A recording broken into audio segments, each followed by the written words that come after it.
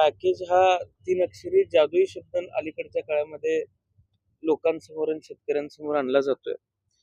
खाली उतरून आज खरी परिस्थिती काय आहे हे बघणं आवश्यक आहे.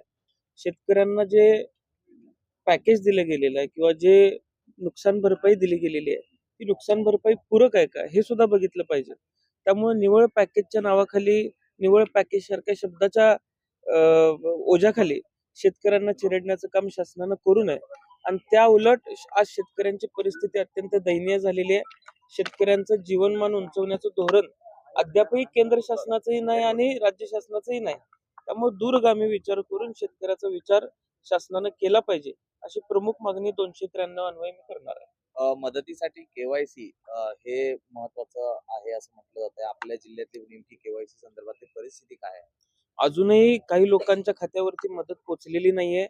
केवायसीची कामं अपूर्ण आहेत. केवायसीची पडताळणी अपूर्ण आहे आणि हे सगळं शासकीय टेक्निकल जे काम आहे ते सुद्धा अपूर्ण असल्यामुळे आज बहुतांश शेतकऱ्यांना अनंत अडचणींना सामोरं जावं लागतंय.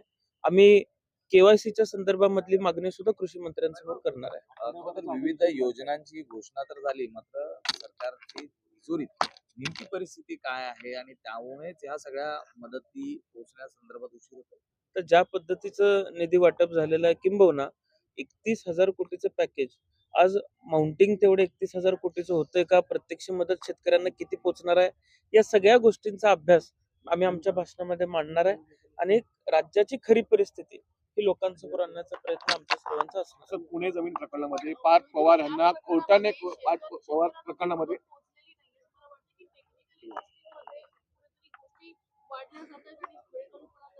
ज्या जी अमाऊंट 31,000 कोटी ही प्रत्यक्ष शेतकऱ्यापर्यंत पोहोचणारच नाहीये. मुळात हा 31,000 कोटीचा आकडा तयार कसा होतोय याचा सुद्धा अभ्यास आपण सर्वांनी केला पाहिजे.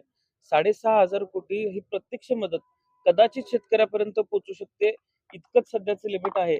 आणि आज शेतकऱ्याची फसवणूक या पॅकेज या शब्दाच्या नावाखाली होऊ नये एवढीच विनंती मी शासनाला करणार आहे. पुणे जमीन प्रकरणामध्ये कोर्टाने फटकारलं असून पार्थ पवारचं नाव अजून गुन्ह्यात का दाखल केलं नाही असं म्हटलेलं आहे. काय कोर्टाचं काल काय म्हणणं आलं? काल काल मला अद्याप त्या संदर्भातची माहिती नाही. मी थोड्या वेळात बघून आपल्याला माझी पण कुठेतरी प्रतिक्रिया राजकीय दबाव आहे का केस होती? नाही आता राजकीय दबाव असता तर कोर्टानं फटकारलं नसतं. त्यामुळं काहीतरी म्हणणं अधिकाऱ्यांनी दिल्याशिवाय कोर्टानं फटकारायचं कारण नव्हतं. त्यामुळे अधिकारी योग्य पद्धतीनं काम करत असावेत आणि कोर्टानं फटकारलंय याचा अर्थ कोर्ट सुद्धा योग्य पद्धतीने चिकित्सा करत असावं. रोजच्या आठवड्याभराचं अधिवेशन आहे, मध्यावरती आता हे अधिवेशन आलेलं आहे.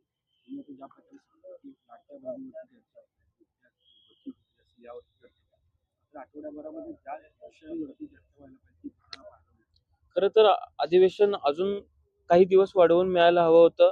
राज्याच्या कळीचे मुद्दे हे राज्यासमोर अजून आलेले नाहीयेत. लोकप्रतिनिधींना मांडायला वेळ मिळत नाहीये.